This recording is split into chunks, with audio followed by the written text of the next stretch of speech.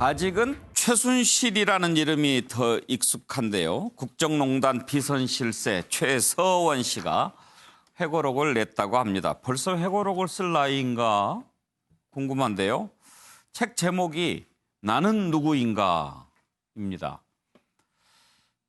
나는 최서원인가 나는 최순실인가 이 뜻일까요?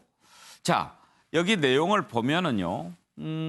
제가 아직 못 봤습니다. 그냥 그 기사에 나온 것만 쭉 봤는데 8일인가 10일인가 책이 나온다고 하더라고요.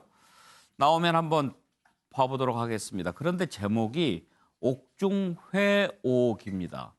이 회가 후회한다, 뉘우친다 그런 뜻이죠.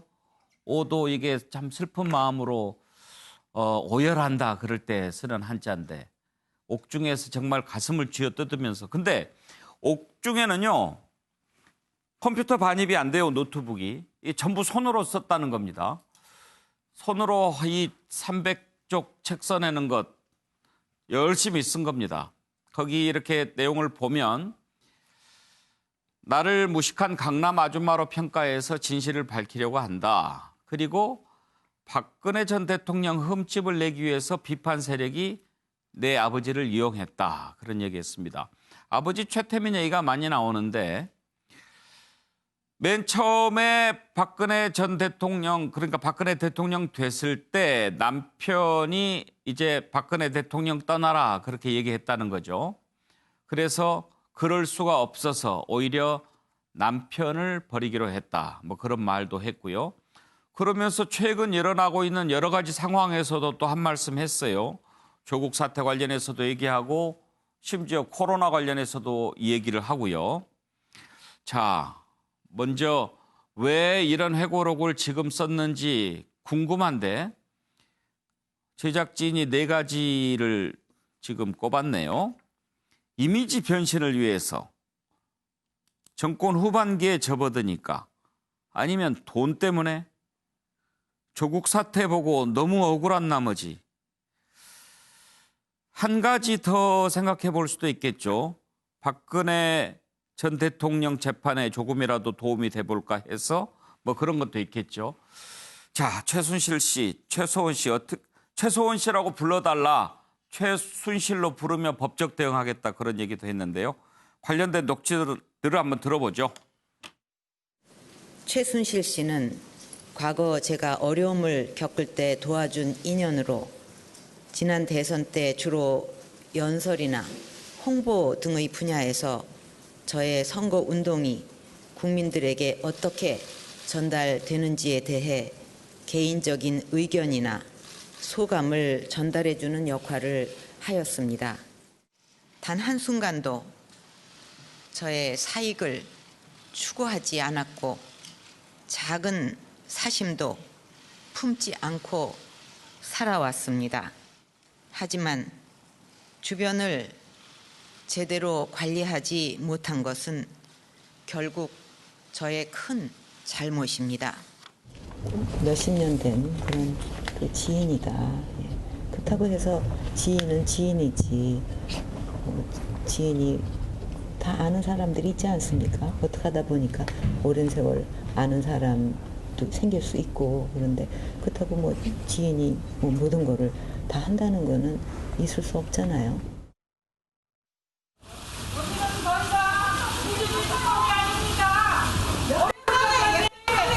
최순실 씨 여전히 강한 표사 받고 있다고 생각하십니까? 최순실 씨 여전히 강한 표사 특검이 아닙니다. 그리고 박 대통령하고 모든 운동팀을 밝히라고 발행을 강요하고 있어요.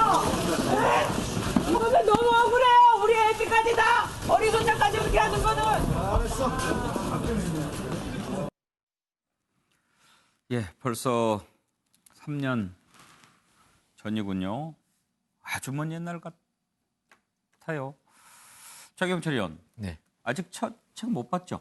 예, 책이 뭐 다음 주에 기자회견을 하고 예. 정식으로 배포를 한다고 그래서 기자들은 좀 먼저 보고 그러잖아요. 저는 아직 못 봤습니다. 예. 예, 내용을 아직 못 봤는데 그 투명 인간처럼 살았다고 이렇게 예.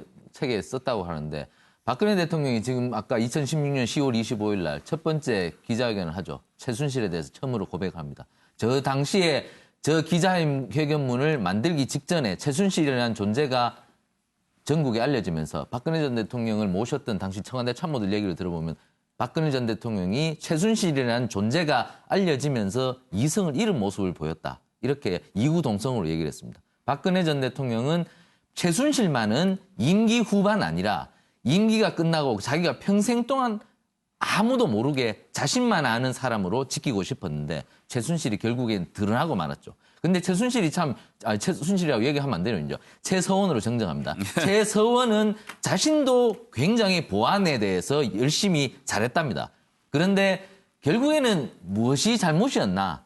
박근혜 전 대통령을 모셨던 3인방 정도만 그리고 우병우 민정수석 정도만 최서원의 존재를 알았다. 근데 그 최서원의 존재를 그 참모들이 알았다면 그것을 다른 참모들과도 공유해서 서로 체크를 했었어야 되는데 그것이 결국에는 못 됐고 그러다 보니까 최서원은 부정부패를 저지를 수밖에 없었다. 그 권력 옆에 있다 보면 누가 붙어도 붙게 돼 있는데 그러다 보니 삼성도 접근을 했을 것이고 그리고 뭐 다른 곳도 이렇게 연관이 되었을 것이고 그러다 보니 견물생심도 생겼을 터인데 그러다 보니 자신도 망쳤고 박근혜 전 대통령도 같이 동반 붕괴를 해버리는 이러한 슬픈 역사를 만들었는데 최서원은 지금 저 책을 내서 저 책을 낸다면 진심으로 참여하는 책을 내야 되는데 자신은 투명인간으로 살았는데 잘못은 없고 단지 억울할 뿐이다는 요지로 지금까지 말하는 것 같은데 이것은 국민들에게 더욱더 나쁜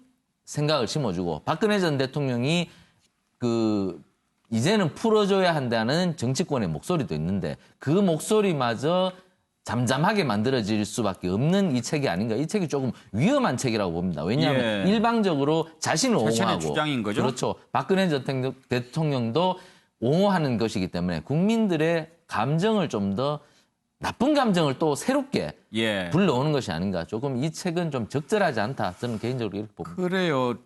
초반에도 말씀드렸지만 회오기 이렇게 썼는데 회오라는 게 자기 잘못을 뉘우치고 깨닫는다는 거잖아요. 그런데 보면은 자기 잘못을 뉘우치는 것보다는 변명하고 정당했다고 이야기하고 이런 부분이 더 많은 것 같은데 그런데 현근택 부위원장 궁금한 게 하나 있는데 저희가 최순실이라고 하면 걸립니까?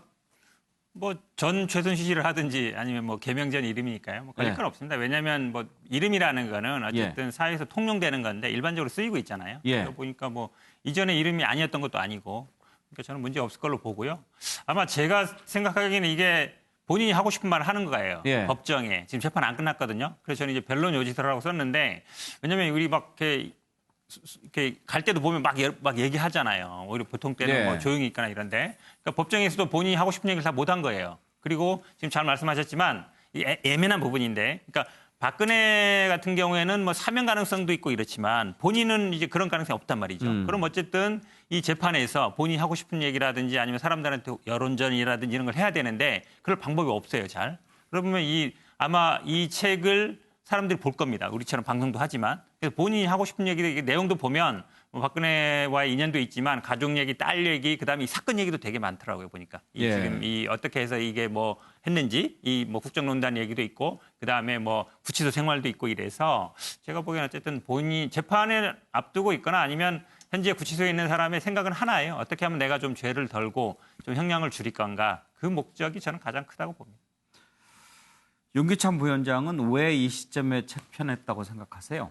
그래서 뭐 변론, 그러니까 재판부에게 전하고 싶은 생각도 있겠지만 재판부가 책을 읽을지는 모르겠어요. 이걸 뭐 어느 정도 분량인지 모르지만 저는 그 박근혜 대통령 지지층에 대한 그 호소라가 아닐까 싶어요. 왜냐하면 그러니까 그 일각의 시각은 최서원 씨 때문에 박근혜 대통령이 이런 영어의 몸이 됐다 이런 시각이 상당히 많거든요.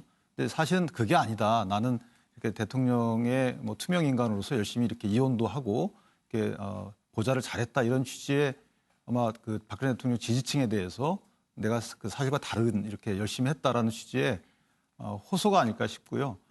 또 이제 재판부가 만약 보게 된다 그러면 역할이 사실은 내가 종적인 역할을 했던 것이고 공동정범으로 의율될 사안은 아니다라는 취지 하나하고 동기가 이렇게 하다 보니까 이렇게 됐지 사실은 애당초부터 권력을 이용해서 경제적 이득을 얻기 위해서 한 건 아니다. 뭐 이런 취지가 좀 곁들여 있지 않나라는 생각을 해봤습니다. 차준 교수 아무튼 이 시점에 네. 자기가 주목받는 게 도움이 될 거라는 판단을 했을 거 아니에요? 그렇겠죠. 지금 아무래도 지금 뭐 세월이 좀 흐르다 보니까 그리고 또 사실 또 정치 지형이 또 상당히 많이 변하지 않았습니까? 예. 그러다 보니까 이 지금 소위 말 태극기 부대를 위시한 이 박근혜 대통령 옹호하는 목소리가 상당히 많이 지금 저기 사라지고 있다. 그런 상황에서 자신의 존재감을 드러냄으로써 또 박근혜 전 대통령에 대한 관심도 환기를 시켜야만 자신의 여러 가지 옥중 생활뿐만 아니라 지금 거의 진행되고 있는 재판에도 어느 정도 영향을 미칠 수 있을 거라는 생각도 한 것 같아요. 그렇기 때문에 본인이 지금 투명인간 논리도 바로 그런 차원에서 이야기를 한 것이 아닐까 하는 생각인데요. 그러니까 지금 뭐 박근혜 대통령 옆에 있긴 있었지만 투명인간이라서 제대로 된 역할을 하지 못했다.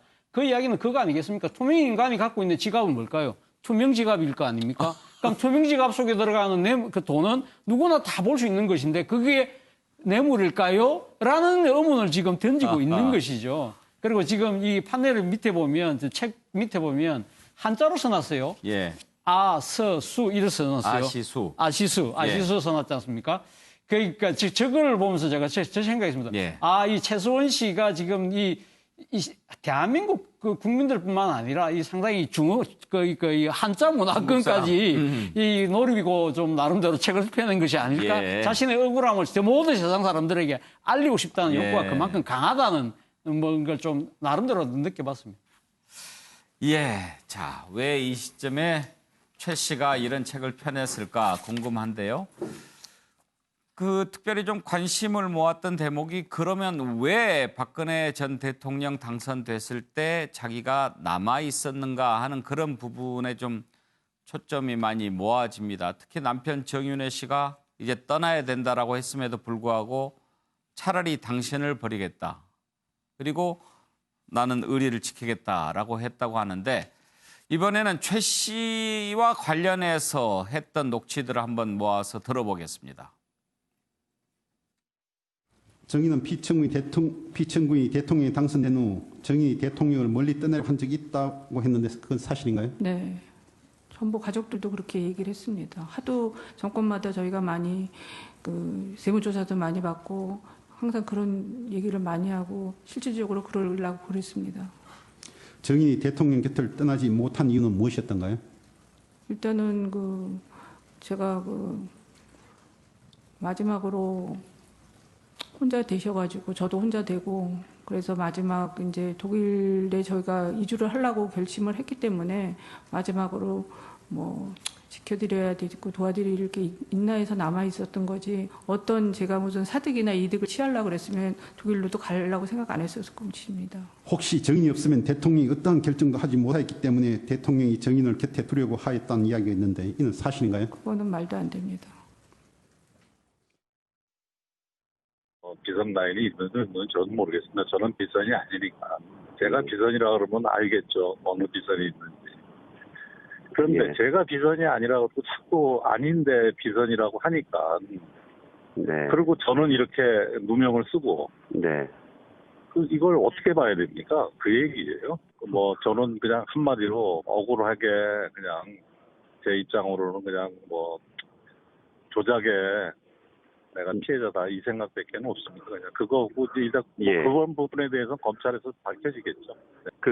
선생님 혹시 청와대를 방문하셨냐고 그러니까 경호처에다 한번 여쭤보라고 하는데 경호처에서는 그런 거 부분을 얘기해 줄 부분은 아니고요. 저는 없습니다. 아, 청와대 방문하신 적 없으시고요. 예. 우리 전 며느님이 조금 이렇게 강하게 하시는 거 있었나 봐요. 조금 박 대통령이 모시는 거에 있어서. 며느리가 딱 얘기를 해야죠. 적성이라든가 능력이라든가 거기에 적합하지 않으면 누가 얘기해 주겠어. 하던 일이 있는데 갑자기 소외되면 세상이 힘들지. 그래도 이혼까지 하는 거는 아닌데 사실 이번에 유인 돼가지고 지금 저렇게 문제가 생겼다면은 남편이 있었다면 막을 수 있었을런지도 모르죠. 못 그리게 했을런지. 예. 근데 최경철 의원 책에 또 그런 내용이 있다고 하더라고요. 박근혜 전 대통령이 그런 부분에 대해서 일체 관심도 안 보였다. 그러니까 이혼을 했느냐, 이혼한 뒤에 마음은 어떠냐, 앞으로 어떻게 살 거냐 이런 거 한마디도 물어본 적이 없다고 하던데. 박근혜 전 대통령이 상당히 차가운 사람입니다. 굉장히 차갑습니다. 그러니까 사적인 부분이나 이런 부탁을 들으면 그런 걸 해야 됩니까? 옛날에도 그렇게 했어요? 그런 짓을 했습니까? 이런 식으로 얘기를 합니다. 그만큼 그 부분에 대해서는 좀 매몰찬 분이에요. 그렇기 때문에 그 최서원은 섭섭했을 수가 있겠죠. 나한테는 뭐 아무것도 안 주고 맨날 심부름만 시키고 뭐 이런 마음이 있었던 것 같아요. 그러다 보니 임기 후반기에 내가 희생만 당하고 뭔가 그냥 정권 끝나는 거 아닌가 이 생각에서 아마 조금 그런 그 금전적인 부분에서 자신이 이득을 취하기 위해서 노력을 했던 것이 이렇게 사단이 난 것 같은데 박근혜 전 대통령은 어쨌든 굉장히 그 선을 지키려고 했습니다마는 취임 후에는 공적인 삶을 시작했다면 사적인 삶은 과감하게 도려내는 것이 맞았죠. 그렇다면 정말 공적인 삶으로 비서관들을 통해서 모든 것을 시키고 그리고 다른 참모들을 통해서 모든 업무 지시를 했었어야 되는데 업무 지시의 일부분을 최순실을 통해서 하거나 자신이 물품을 구입하는 여러 가지 부분에 대해서 최순실에 의지하는 것은 맞지가 않는 것이죠. 청와대에서 대통령이 하는 행동은 모두 사생활도 사실상 공적인 상황과 연결됩니다. 밤에 관저에도 누가 뭐 결제서류를 갖고 들어오고 하기 때문에 사적인 삶에 대해서는 철저하게 차단을 하셨어야 되는데 박근혜 전 대통령이 잘못한 것이죠. 그리고 부차적으로 최서원이 자신의 욕심을 부린 것이 부차적으로 달라붙었고 그러다 보니 두 사람이 공멸한 것입니다. 예. 최종 교수 그런데 네. 이 박근혜 전 대통령한테 이 책이 도움이 될까요? 안 될까요? 저는 그렇게 크게 도움이 되지 않을 거라는 생각이 듭니다. 아마 박근혜 대통령 입장에서는 사실 내가 왜 이 상황까지 왔을까? 그런 걸 생각하면 최순실 씨에 대한, 최서원 씨에 대한 얼마나 상당한 또 이 지금 감정이 지금 원망 같은 게 생길 수밖에 없지 않겠습니까? 만약에 이 책이 나왔다 그러면서 아마 자신과의 관계를 강조했다고 한다면 모르긴 몰라도 아마 박근혜 대통령이 이렇게 생각할 겁니다. 최순실 저 사람이 스토커 아니야? 내가 지금 관계를 끊으려고 하는데 왜 자꾸만 내한테 앵기 묻지? 이런 생각까지 할 거라는 생각도 듭니다. 그런데 저는 이 지금 정윤회 씨하고 관계를 봤을 때 제가 지금 판례를 외조를 썼는데요. 아마 지금 최순실 씨는 아마 정윤회 씨의 그런 조언을 듣지 못했던 부분은 상당히 지금 그러니까 후회하고 있지 않습니까? 후회하는 부분들 그리고 또 지금 그리고 이 정윤회 씨에 대한 표현을 정실장이라는 표현을 쓰더라고요. 보니까. 그런 표현들, 그런 걸 보면서 제가 뭘 느꼈냐면, 저 지금 최순실 씨가 이 지금 그 이혼한 남편에 대해서 뭔가 지금 하나의 지금 나름대로 이 구애의 손길을 지금 내밀고 있는 것이 아닐까. 지금 본인이 지금 이렇게 영의 몸으로 돼 있고, 지금 딸은 또 혼자 지금 바깥에서 생활하고 있고, 이런 상황에서 이 과거 자신과 한지붕 밑에 살았던 정윤회 씨의 좀 도움을 좀 강절하게 바라는 그 이야기를 지금 이렇게 애둘러서 표현한 것이 아닐까라는 생각을 해봤습니다. 예. 본인이 뭐라고 하든 한 나라의 대통령 가장 가까운 곳에 있었던 사람 그리고 그 힘을 이용해서 이것저것 손을 많이 뻗었던 사람 그것은 사실 아닌가요? 최순실 씨와 관련된 녹취들을 조금 더 들어보시죠. 그동안 뭐 대선 때도 같이 쭉 해왔고 그리고 최순실 씨는 기본적으로 저희 입장에서는 없는 사람입니다. 그러니까 대외적으로 없는 사람입니다. 이 사람이 존재하지 않고 그냥 뒤에서 아무도 모르게 조용히 도와주는 사람이었지. 근데 안타깝게도 지금 이 상황까지 오게 된 게 이분이 이렇게 밖으로 이렇게 뭔가 등장하면서 뭔가 일이 지금 이렇게 꼬인 것 같은데. 증인이 지금 얘기한 그 말이 결국 비선 실세라는 거잖아요. 그러니까 예, 됐습니다. 이번 논란의 핵심 당사자이신데 심경이 어떻습니까? 사실이 아니기 때문에 고소를 했습니다. 이런 엄청난 불장난을 누가 했는지 또 그 불장난을 춤춘 사람들이 누군지 다 밝혀지리라고 생각합니다. 네, 불장난의 춤을 춘 배우는 누구라고 생각하시는 겁니까? 검찰 수사 결과를 지켜보시면 알 겁니다. 불장난의 춤을 춘 배우가 누군지 검찰 수사로 드러났습니까? 글쎄요, 뭐 나중에 드러났겠죠. 나중에. 그러니까 서로 간에 어떤 일이 있었는지 정확히 본인들만이 아시겠지만 어찌됐든 불장난의 피해는 사실 국민들이 보는 거 아니겠습니까? 그럼요. 그래서 더군다나 이 민주국가에서 투표로 뽑힌 대통령의 어떤 통치행위에 대해서 국민들이 불신을 갖게 되는 계기가 돼서 근데 이게 치유할 때까지 좀 오래 걸릴 거예요. 그래서 좀 이런 책을 내는 것보다는 저는 개인적으로 조용히 계시는 게 더 어땠을까라는 생각을 해봤습니다. 현근택 부위원장, 네. 그러면 책 사서 보면 안 될까요? 안 될 거 없죠, 뭐. 왜냐면 뭐 내용을 아마 다들 뭐 언론에서도 궁금해할 것 같아서 책은 좀 팔리긴 팔릴 것 같습니다. 왜냐면 궁금한 내용도 있고 아마 지금 이게 끝난 일이 아니기 때문에 진행 중인 사건이잖아요. 우리가 언론을 통해서 보는 건 아마 그 재판에서 이루어지는 얘기만 보지 본인들이 아마 의견서 같은 거 많이 냈겠지만 예. 우리 본 적이 없잖아요. 그럼 그 밑에 그 내막, 숨겨진 내막 같은 거는 궁금해서 아마 많이 사볼 것 같습니다. 책을 통해서 어떤 사실을 이렇게 주장을 했을 때 그 사실과 다른 내용으로 예를 들어서 내가 뭐 명예훼손을 당했다거나 이런 경우에 문제를 삼은 것 말고 네. 본인이 마음대로 주장하는 것은 특별히 뭐 고소고발하지 않는 한 처벌받지는 않죠. 그렇죠. 그러니까 예. 대부분의 경우는요. 아마 종결된 다음에 사건이 예. 다 끝나고 그러고 나서 본인이 못다한 얘기, 뒷얘기 이런 걸 하는데 이렇게 재판이 진행 중인 상태에서 책 내는 경우는 흔치는 않습니다. 예. 흔치는 않은데 이것도 예를 들어서 지금 대부분 내용이 보면 물론 이제 수사 과정의 내용도 있어요. 수사 과정에 뭐 회유를 했다든지 이런 것도 있더라고요. 그러니까 가족을 볼모로 해서 이런 부분들은 이제 검찰이라든지 수사 과정 중에 조금 문제제기 할 수 있겠지만 그렇지 않은 예를 들어서 박근혜 대통령과의 관계라든지 뭐 남편과의 관계라든지 딸과의 관계 이런 것들은 제가 보기에 뭐 큰 본인이 뭐 그렇게 생각했다 그러면 그럴 수 있는 거라서 문제될 것 같지는 않습니다. 예.